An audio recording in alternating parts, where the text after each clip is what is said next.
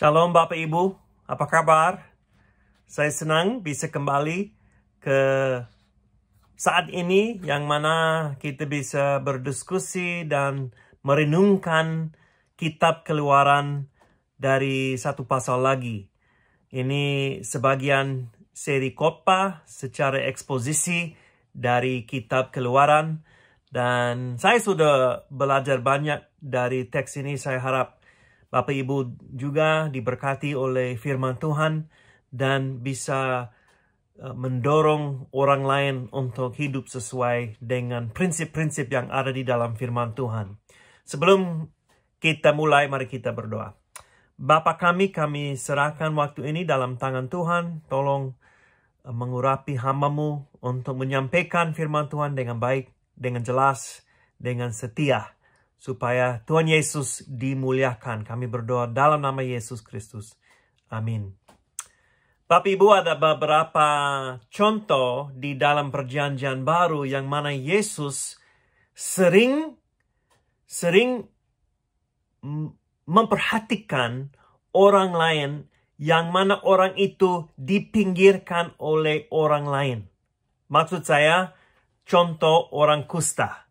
Orang kusta minta untuk dijamah Yesus Kristus, untuk disembuh. Dan orang Yahudi lain, pasti mereka tidak menjamah orang itu. Mereka tidak sentuh orang itu. Karena mereka dianggap najis. Mereka dianggap kotor dan bahaya. Tetapi Yesus menyentuh orang kusta itu. Dan dia menyucikan. Tidak dinajiskan. Pada waktu dia melayani orang kusta. Nah, ada beberapa hal yang bisa dipelajari apa yang dilakukan Yesus. Salah satu adalah pelajaran begini. Kita harus menghargai siapapun karena nyawanya dihargai oleh Tuhan. Orang kusta pun, walaupun mereka dipinggirkan dalam masyarakat pada waktu itu, Yesus memperhatikan mereka. Saya ingat suatu hal yang terjadi di dalam jemaat di Amerika Serikat beberapa tahun yang lalu.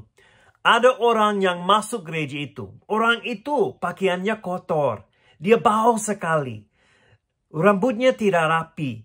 Dan dia masuk jemaat, masuk tempat beribadah, dan berjalan ke depan dan duduk di kursi di depan. Orang lain menjauhi dari dia. Mereka tidak memperhatikan dia. Mereka seperti, oh aduh ini bau sekali, berbisik dengan yang lain. Dan tidak memperhatikan, tidak berbicara dengan orang itu. Nah, beberapa momen kemudian, pada waktu ada saat untuk berkhotbah, dan pendeta jemaat itu tidak ada. Mereka bingung, di mana pendeta kami, pendeta kita.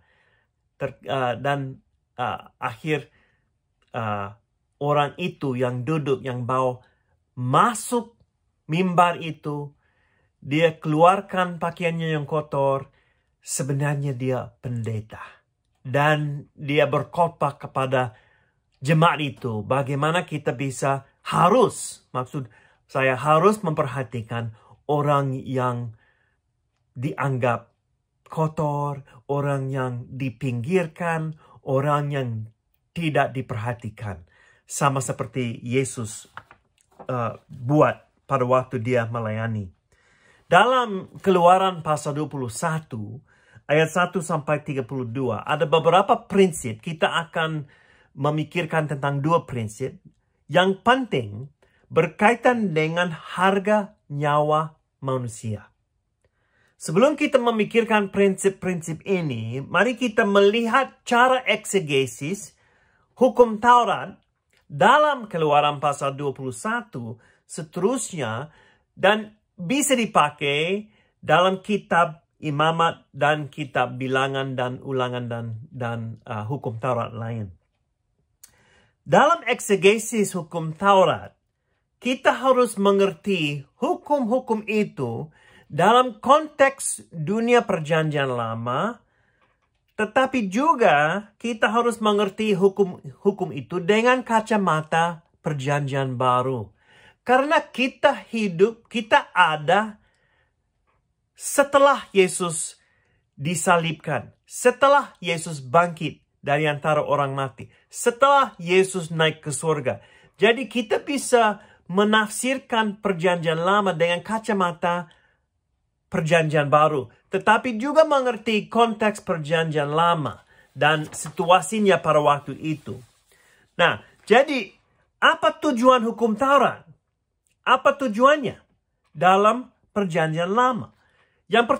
Tujuan yang pertama memisahkan umat Allah dari bangsa lain, yaitu membedakan mereka dari bangsa-bangsa lain. Hukum-hukum seperti hukum makanan, hukum pakaian, dan kebersihan membedakan umat Allah dari bangsa-bangsa di sekeliling mereka. Karena mereka dipanggil untuk menjadi bangsa yang khusus, bangsa yang kudus, yang beda, yang dipisahkan dari bangsa-bangsa sekeliling mereka. Itu bisa disebut hukum sivil. Tujuan yang kedua adalah mengekspos, yaitu menyatakan dosa-dosa yang ada di dalam umat Allah. Kalau Bapak Ibu mau belajar ini lebih dalam lagi, belajar Roma pasal 7 ayat 7 sampai 12. Jadi hukum Taurat menyatakan dosa-dosa umat Israel, dosa-dosa mereka. Nah, kenapa? Ini tujuan yang ketiga. Tujuan yang ketiga hukum Taurat ini adalah memberikan suatu sistem pengampunan berdasarkan kasih karunia Allah lewat sistem pengorbanan. Inilah tujuan hukum-hukum tentang bait Allah, korban bakaran, korban sajian, korban keselamatan, korban penghapus dosa dan kesalahan, dan yang penting sekali hari raya pendamaian. Orang Israel diingatkan tentang dosa-dosa mereka karena mereka sadar mereka tidak sempurna sama sekali dan melanggar hukum Taurat. Tetapi ada sistem pengorbanan yang diberikan Tuhan. Ini kasih karunia. Diberikan Tuhan untuk mengampuni dosa-dosa mereka. Sehingga mereka tidak usah mati. Karena mereka diampuni 1 tahun lagi. Sistem ini adalah bayangan bagi pengorbanan yang terakhir dan yang terbesar, yaitu pengorbanan Yesus. Jadi inilah tujuan-tujuan dari hukum Taurat. Menyatakan dosa, memberi kesempatan untuk diampuni dalam sistem pengorbanan, dan membedakan mereka dari bangsa-bangsa lain. Nah, kita harus membaca perjanjian lama dan hukum Taurat dalam konteks itu dan dalam maksud itu.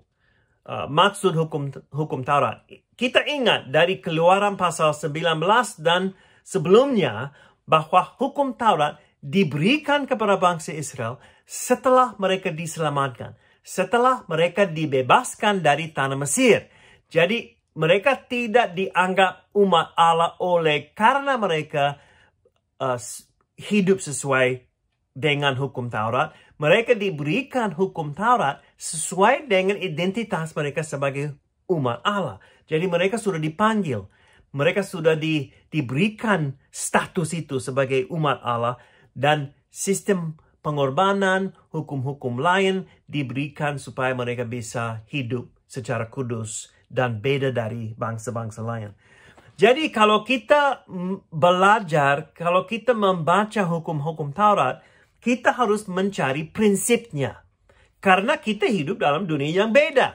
Ya. Kita hidup dalam dunia yang mana kita bisa makan apa saja dalam Kristus. Nah, itu saat yang berbeda. Nah, kita bisa lihat prinsip itu dalam Matius pasal 5, yang mana Yesus belajar tentang hukum Taurat dan membedakan firman-Nya dengan hukum Taurat. Maksud saya meninggikan hukum Yesus di atas hukum Taurat. Tetapi tidak berarti dia meniadakan hukum Taurat. Yesus mengatakan dalam Matius pasal 5 di sini Markus, maaf. Matius pasal 5 ayat 17 sampai 20. Ini menurut saya ini kuncinya untuk mengerti bagaimana kita bisa menghadapi perjanjian lama. Janganlah untuk menyangka bahwa aku datang untuk meniadakan hukum Taurat atau kitab para nabi perjanjian lama. Aku datang bukan untuk meniadakannya, melainkan untuk menggenapinya. Karena aku berkata kepadamu, sesungguhnya selama belum lenyap langit dari bumi ini, satu iota atau satu titik pun tidak akan ditiadakan dari hukum Taurat sebelum semuanya terjadi. Karena itu, siapa yang meniadakan salah satu perintah hukum Taurat sekalipun yang paling kecil dan mengajarkannya demikian kepada orang lain, ia akan menduduki tempat yang paling rendah di dalam kerajaan surga. Tetapi siapa yang melakukan dan mengajarkan segala perintah-perintah hukum Taurat, ia akan menduduki tempat yang tinggi di dalam kerajaan surga. Maka aku berkata kepadamu, jika hidup keagamaanmu tidak lebih benar daripada hidup keagamaan ahli-ahli Taurat dan orang-orang Farisi, sesungguhnya kamu tidak akan masuk ke dalam kerajaan surga. Maksud Yesus di situ ada orang Farisi dan ahli-ahli Taurat. Walaupun mereka sangat memperhatikan detail-detail yang kecil dari hukum Taurat, sebenarnya hati mereka jauh dari Tuhan. Yesus mau mengubah hati kita dulu. Dan setelah hati kita dibersihkan, diubahkan oleh Tuhan, kita boleh ikut prinsip-prinsip yang ada di bawah hukum Taurat. Dan dalam ayat yang 21 sampai 48, Yesus menjelaskan prinsipnya yang ada di bawah beberapa hukum Taurat. Beberapa hukum dari ke-10 firman contohnya. Kita lihat itu dulu pada waktu kita memikirkan tentang Keluaran pasal 20. Jadi Yesus menyimpulkan hukum Taurat dengan 2 kalimat. Yaitu mengasihi Allah dengan segenap hati, segenap jiwa, segenap kekuatan, dan segenap pikiran. Dan yang kedua, mengasihi sesama. Ada pandangan vertikal dan horizontal sesuai dengan apa yang kita diskusi yang kali yang terakhir dalam Keluaran pasal 20, kali yang dahulu ya. Dan semua hukum lain berdasarkan 10 hukum itu, ke-10 firman, dan bisa dikatakan berdasarkan kedua hukum atau perintah Yesus yang menyimpulkan semuanya. Jadi kita harus menggali prinsip yang ada di bawah hukum-hukum yang diberikan Musa kepada umat Israel. Jadi mari kita melihat beberapa prinsip yang dapat kita mengerti dari Keluaran pasal 21.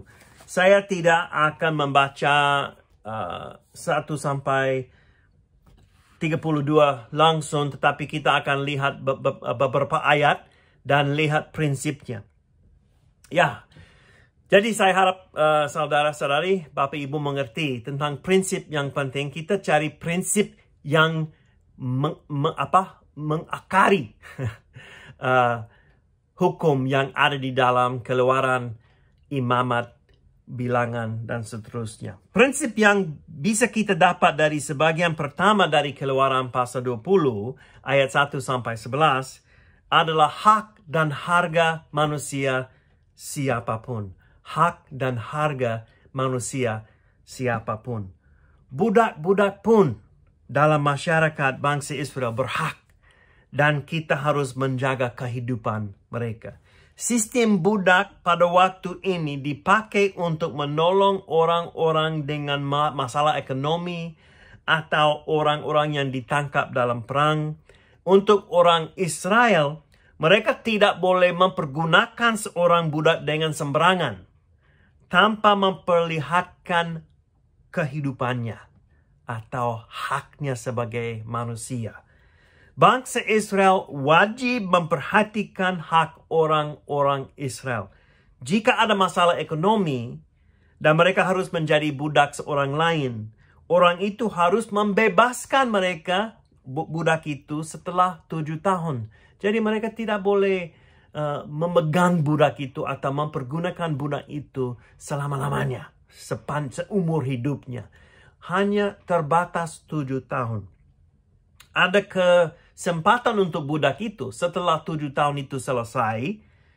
Jika ia senang dengan situasinya dengan tuannya, telinganya akan ditusuk sebagai tanda bahwa dia mengabdi diri kepada tuannya seumur hidup. Jadi ini kerelaan. Dia dengan kerelaan, dengan hati yang terbuka mau menjadi budak orang itu atau hamba orang itu seumur hidupnya. Nah, biasanya dalam zaman itu tidak ada terlalu banyak hak untuk perempuan. Terkadang mereka dianggap hampir seperti seorang budak. Tetapi dalam bangsa Israel itu tidak seperti itu. Mereka diberikan hak-hak juga. Contohnya, jika ada orang yang membeli seorang perempuan untuk menjadi istrinya seperti mas kawin, dan istri itu tidak senang, dia tidak boleh mempersalahgunakan perempuan itu. Kalau suaminya tidak senang, dia tidak bisa, dia harus memperhatikan haknya. Maksud teks ini, ayat 1 sampai 11. Perempuan itu harus dibebaskan, yaitu ditebus. Jadi tidak boleh dianggap terhina, dianggap rendah, dan tidak diperhatikan dengan baik. Jika suami ini mengambil seorang perempuan lain, dia tidak boleh mengabaikan kebutuhan istri yang pertama. Kalau begitu, istri itu harus dibebaskan. Nah, dalam sistem itu, dalam masyarakat itu, ada laki-laki yang boleh ambil istri yang kedua kalau dia tidak menerima anak dari istri yang pertama. Nah, ini tidak diperintahkan, itu diperbolehkan karena ada masalah, dosa, dan seterusnya. Tidak berarti, saya bisa ambil istri yang kedua ya. Karena ada contoh di dalam perjanjian lama, tidak. Karena prinsip dalam penciptaan itu apa? Adam dan Hawa, itu ada. Satu laki-laki, satu perempuan. Setelah dosa masuk, ada masalah dalam keluarga, masalah sosial, dan seterusnya. Nah, apa prinsipnya yang bisa kita terapkan dari hukum-hukum ini? Yang pertama, semua manusia berharga dalam mata Tuhan dan tidak boleh disalahgunakan. Semua manusia. Yesus meneladani sikap ini terhadap anak-anak, terhadap orang buta, terhadap orang miskin, terhadap orang kusta, dan lain-lain. Bagaimana sikap kita terhadap orang yang lebih rendah, mungkin lebih rendah dalam golongan mereka, atau pendidikan mereka, atau status sosial mereka. Kita tidak boleh menghina siapapun. Kenapa? Karena mereka diciptakan menurut gambar Allah. Karena mereka punya hak manusia. Ini dasar, prinsip yang ada di sini. Contoh, jika ada asisten rumah tangga di dalam rumah tangga kita atau saya, bagaimana sikap saya terhadap orang itu? Sombong? Egois? Buat ini, buat itu. Atau rendah hati dan mengasihi dan menghargai orang itu sebagai seorang manusia yang diciptakan Tuhan. Ini penting. Manusia berhak untuk diperhatikan sebagai manusia. Kenapa? Karena mereka diciptakan menurut gambar Allah dan mereka dikasihi Tuhan lebih dahulu. Prinsip yang kedua dari bagian yang kedua adalah kita semua bertanggung jawab sosial. Nah, dalam khotbah kemudian setelah mungkin satu setengah bulan lagi saya akan merekam khotbah dari Keluaran pasal 22 karena saya harus melayani di satu provinsi lain 1 bulan.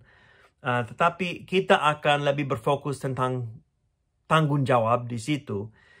Tetapi di sini juga kita lihat tanggung jawab sosial terhadap orang-orang lain secara umum. Ini dalam ayat yang ke-12 sampai 14. Siapa yang memukul seseorang sehingga mati, pastilah ia dihukum mati. Tetapi jika pembunuhan itu tidak disengaja, melainkan tangannya ditentukan Allah melakukan itu, maka aku akan menunjukkan bagimu suatu tempat kemana ia dapat lari.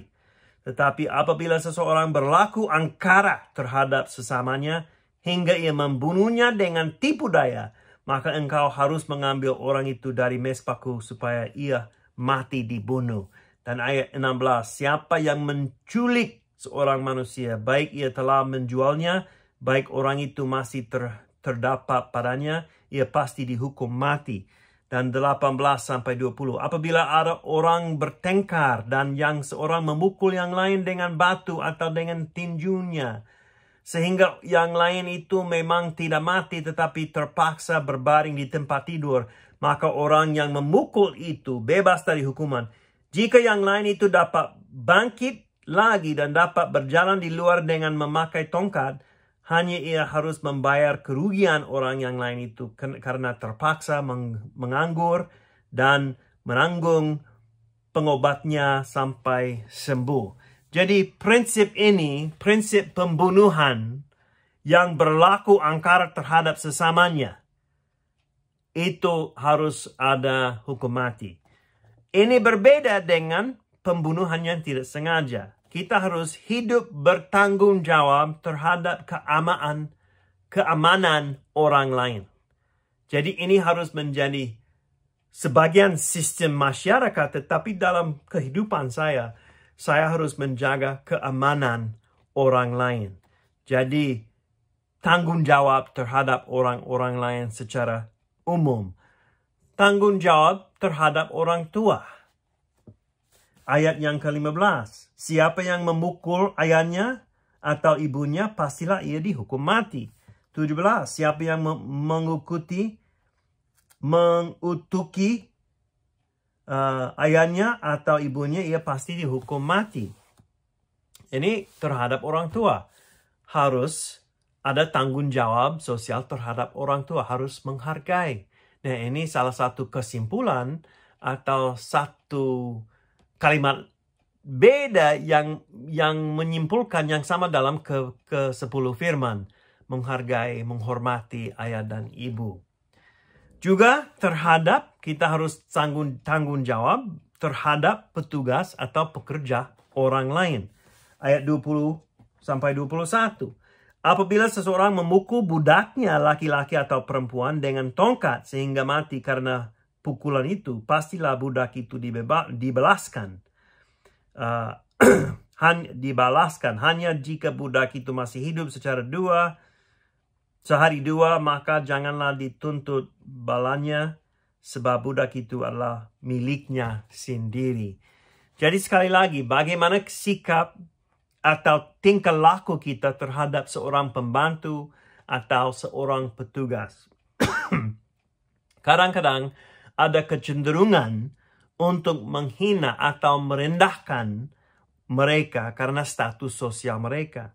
Tetapi Bapak Ibu, mari kita memperhatikan apa yang ditulis Yakobus dalam Yakobus pasal 2. Karena ini sangat penting, saya mau membaca semuanya. Yakobus pasal 2 ayat 1 sampai ayat 13. Saudara-saudaraku, Yakobus ya, pasal 2 ayat 1 sampai 13. Saudara-saudaraku, sebagai orang yang beriman kepada Yesus Kristus. Jadi kacamata keselamatan dalam Yesus Kristus perjanjian lama baru ya. Tuhan kita yang mulia. Janganlah iman itu kamu amalkan dengan memandang muka. Sebab jika ada seorang masuk ke dalam kumpulanmu dengan memakai cincin emas dan pakaian indah, dan datang juga seorang miskin ke situ dengan memakai pakaian buruk, seperti contoh cerita itu dulu, Dan kamu menghormati orang yang berpakaian indah itu dan berkata kepadanya, silakan Tuhan duduk di tempat yang baik ini. Sedang kepada orang miskin ini kamu berkata, berdirilah di sana atau duduklah di lantai ini dekat tumpuan kakiku. Bukankah kamu telah membuat pembedaan di dalam hatimu dan bertindak sebagai hakim dengan pikiran yang jahat? Jadi memperhatikan hak orang, tanggung jawab terhadap orang lain, pembantu pun, budak pun. Dengarkanlah, hai saudara-saudara yang kukasihi. Bukankah Allah memilih orang-orang yang dianggap miskin oleh dunia ini untuk menjadi kaya dalam iman dan menjadi ahli waris kerajaan yang telah dijanjikannya kepada barang siapa yang mengasihi dia? Tetapi kamu telah menghinakan orang-orang miskin. Bukankah justru orang-orang kaya yang menindas kamu dan orang yang menyeret kamu ke pengadilan?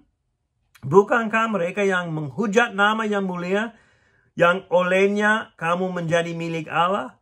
Akan tetapi jikalau kamu menjalankan hukum utama yang tertulis dalam kitab suci, kasihilah sesamamu manusia seperti dirimu sendiri, kamu berbuat baik. Tetapi jikalau kamu memandang muka, kamu berbuat dosa, dan oleh hukum itu menjadi nyata bahwa kamu melakukan pelanggaran. Sebab barang siapa menuruti seluruh hukum itu, tetapi mengabaikan satu bagian daripadanya, ia bersalah terhadap seluruhnya. Sebab ia yang mengatakan jangan berzina, ia mengatakan juga jangan membunuh. Jadi jika kamu tidak berzina tetapi membunuh, maka kamu menjadi pelanggar hukum juga. Berkatalah dan berlakulah seperti orang-orang yang akan dihakimi oleh hukum yang memerdekakan orang. Sebab penghakiman yang tak terbelas kasihan akan berlaku atas orang yang tidak belas kasihan. Tetapi belas kasihan akan menang atas penghakiman. Prinsip di sini, belas kasihan akan menang atas penghakiman. Tidak berarti kita tidak akan kasih disiplin, tetapi jika kita harus ingat posisi kita sendiri di bawah hakim kita, yaitu Tuhan Yesus Kristus. Jadi mari kita memperhatikan dan bertanggung jawab terhadap orang yang di bawah kita dalam sistem sosial, atau dalam rumah tangga, atau dalam tempat pekerjaan, atau dalam sekolah. Jadi dosen tidak boleh merendahkan mahasiswa, dan mahasiswa senior tidak boleh merendahkan mahasiswa baru, dan pendeta senior tidak boleh merendahkan pendeta asisten dan lain sebagainya, seterusnya. Jadi kita memperhatikan hak mereka dan ingat kita semua di bawah kursi hakim kita Yesus Kristus. Juga terhadap anak-anak. Anak-anak sering diabaikan di dunia ini, dan tetapi di dalam hukum-hukum Taurat tidak. Jadi ayat yang ke-22, apabila ada orang yang berkelahi dan seorang dari mereka tertumbuk kepada seorang perempuan yang sedang mengandung sehingga keguguran kandungan tetapi tidak mendapat kecelakaan yang membawa maut, maka pastilah ia didenda sebanyak yang dikenakan oleh suami perempuan itu kepadanya. Dan ia harus membayarnya menurut putusan hakim. Tetapi jika perempuan itu mendapat kecelakaan yang membawa maut, maka engkau harus memberikan nyawa ganti nyawa, mati ganti mati, gigi ganti gigi, tangan ganti tangan, kaki ganti kaki, lecur ganti lecur, luka ganti luka, bengkak ganti bengkak. Jadi kepentingan anak, dan anak pun yang belum dilahirkan berhak di mata terhadap mata Tuhan. Hal ini bisa diterapkan dalam dunia sekarang, khususnya berkaitan dengan aborsi.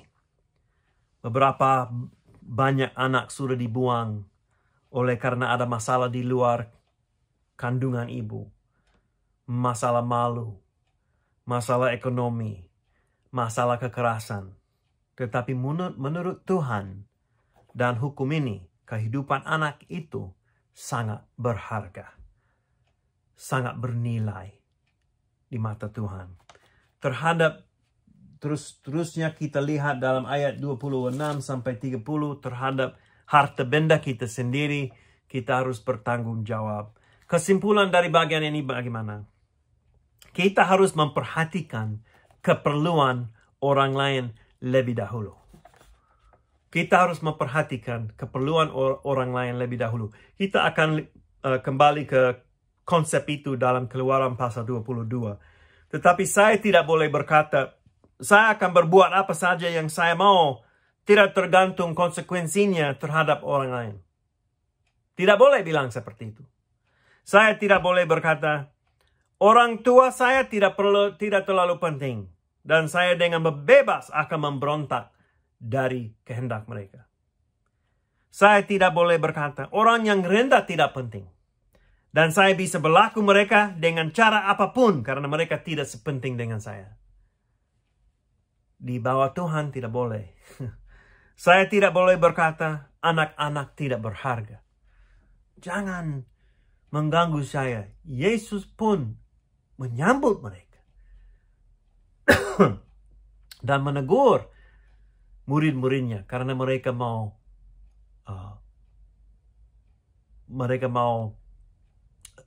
menjaga Yesus dari anak-anak. Yesus menyambut mereka. Jadi kita juga. Nah, saya tidak boleh berkata apa yang terjadi dengan harta benda saya atau dengan sesuatu yang saya miliki, walaupun orang lain diganggu, tidak apa-apa. Tidak boleh. Kita harus memperhatikan orang lain lebih dahulu. Kenapa? Karena kita adalah budak Kristus. Sudah ada anting di dalam telinga kita secara metafora. Karena kita ikut Kristus secara 100% seumur hidup kita. Paulus memakai kata ini hamba atau doulos dalam Roma pasal 1 ayat 1 untuk menjelaskan statusnya atau hubungannya dengan Kristus. Maaf. Dan kita lihat dalam Roma pasal 6 ayat 18 sebagai pengikut Yesus yang dibebaskan dari kekuatan dosa sudah menjadi hamba kebenaran atau budak kebenaran. Sebenarnya supaya kita bisa hidup dengan kebebasan dan sukacita. Kita bukan lagi budak terhadap dosa, kita budak terhadap Kristus dengan anting di dalam telinga kita. Jadi karena kita melayani sebagai budak Kristus, kita tidak boleh menghina orang lain. Harus memperhatikan hak mereka, harus memperhatikan tanggung jawab kita terhadap orang lain. Filipi pasal 2 ada prinsip, ada contoh dari Yesus Kristus yang merendahkan diri, yang menjadi manusia, menjadi budak, menjadi hamba sampai mati di atas salib bagi kita. Kita harus memperhatikan hak-hak orang lain karena kita ingat bahwa semua orang, siapapun diciptakan menurut gambar Allah dan berhak untuk dianggap unik dan berharga menurut pandangan kita sebagai pengikut Kristus. Kenapa mereka dianggap orang yang berharga atau berhak? Karena mereka diciptakan menurut gambar Allah. Dan mereka, Yesus Kristus datang untuk menyelamatkan mereka. Jadi dia mengasihi orang lain siapapun, dalam sistem sosial siapapun, apapun, dalam golongan apapun, dalam pendidikan apapun. Tidak ada situasi yang akan menghilangkan kasih Yesus terhadap orang itu. Jadi kalau begitu, pasti kita harus mengasihi orang lain dan memperhatikan hak mereka. Mari kita berdoa. Bapa kami sangat bersyukur karena teks ini yang mengingatkan kami untuk mengasihi orang lain, mengasihi sesama, sama seperti mengasihi diri, dan tolong kami untuk memperhatikan hak orang lain, memperhatikan keperluan orang lain, dan mengingat bahwa setiap orang, semua manusia diciptakan menurut gambar Allah, dan oleh karena itu kami harus mengasihi mereka karena kami dikasihi oleh Yesus Kristus. Tolong kami karena kami lemah dalam ini dan sering kami jatuh, tetapi tolong kami untuk terus mengasihi dengan kacamata Yesus Kristus terhadap orang lain. Kami berdoa dalam nama Yesus Kristus. Amin. Shalom, Bapak Ibu.